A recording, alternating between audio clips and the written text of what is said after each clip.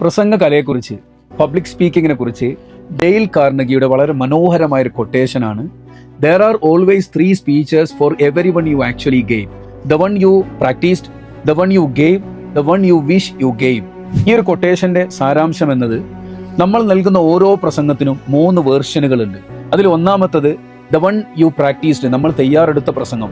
മണിക്കൂറുകൾ എടുത്ത് നമ്മൾ തയ്യാറെടുത്ത ഒരു പ്രസംഗം. ഒരു പക്ഷേ അതിന്റെ സ്ക്രിപ്റ്റ് നമ്മളെടുത്തുണ്ടാവാം, അല്ലെങ്കിൽ പോയിന്റുകളാവാം, അതും അല്ലെങ്കിൽ നമ്മളെ മനസ്സിൽ കൃത്യമായ ഒരു ധാരണ ഉണ്ടാവാം. രണ്ടാമത്തത് ദ വൺ യു ഗേവ്, യഥാർത്ഥത്തിൽ നമ്മൾ നൽകിയ ഒരു പ്രസംഗം. അത് റിയാലിറ്റിയാണ്.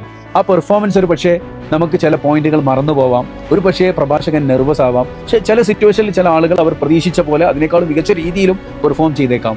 മൂന്നാമത് the one you wish U gave, പ്രസംഗത്തിന് ശേഷം നമ്മൾ സ്വയം വിലയിരുത്തുന്ന 3ാമത് വേർഷൻ. അവിടെ നമുക്ക് പലപ്പോഴും ആ വിലയിരുത്തലിൽ എനിക്ക് ഒന്നുകൂടി ഒരു പവർഫുൾ ആയ എക്സാമ്പിൾ ഉപയോഗിച്ചിരുന്നെങ്കിൽ നന്നായിരുന്നേനെ, എനിക്ക് ഒന്നുകൂടി ബെറ്റർ പോയിന്റുകൾ, ഒന്നുകൂടി നല്ല പോയിന്റുകൾ എനിക്ക് യൂസ് ചെയ്യാമായിരുന്നു, എൻ്റെ ഭാഷ നന്നാക്കാമായിരുന്നേനെ, ഇങ്ങനെയുള്ള സ്വയം വിലയിരുത്തലുകളും വരുന്ന ഒരു 3ാമത് വേർഷൻ. നമ്മൾ ഒരിക്കലും പെർഫെക്ഷനിൽ ഫോക്കസ് ചെയ്യേണ്ടതില്ല. നമ്മൾ നിരന്തരം പ്രാക്ടീസ് ചെയ്യുക, നിരന്തരം പെർഫോം ചെയ്യുക. നമുക്ക് കിട്ടുന്ന അവസരങ്ങൾ പരമാവധി ഉപയോഗിക്കുമ്പോൾ മികച്ച പ്രസംഗം പെർഫോം ചെയ്യാൻ നമുക്ക് സാധിക്കും. അപ്പോൾ നമ്മൾ തയ്യാറെടുത്ത പ്രസംഗവും യഥാർത്ഥത്തിൽ നമ്മൾ പെർഫോം ചെയ്ത പ്രസംഗവും പിന്നീട് നമ്മൾ സ്വയം വിലയിരുത്തുന്ന ആ ഒരു വേർഷനും 3ഉം തമ്മിൽ അന്തരമില്ലാതെ, അല്ലെങ്കിൽ അന്തരം വളരെ കുറച്ചുകൊണ്ട് ഒരു മികച്ച പ്രഭാഷകനിലേക്കുള്ള നമ്മുടെ യാത്ര വളരെ എളുപ്പമാവുന്നു. ഇതാണ് ഈ ഒരു കൊട്ടേഷന്റെ വളരെ മനോഹരമായ ഒരു മെസ്സേജാണ് ഈ കൊട്ടേഷൻ നമുക്ക് കൈമാറുന്നത്.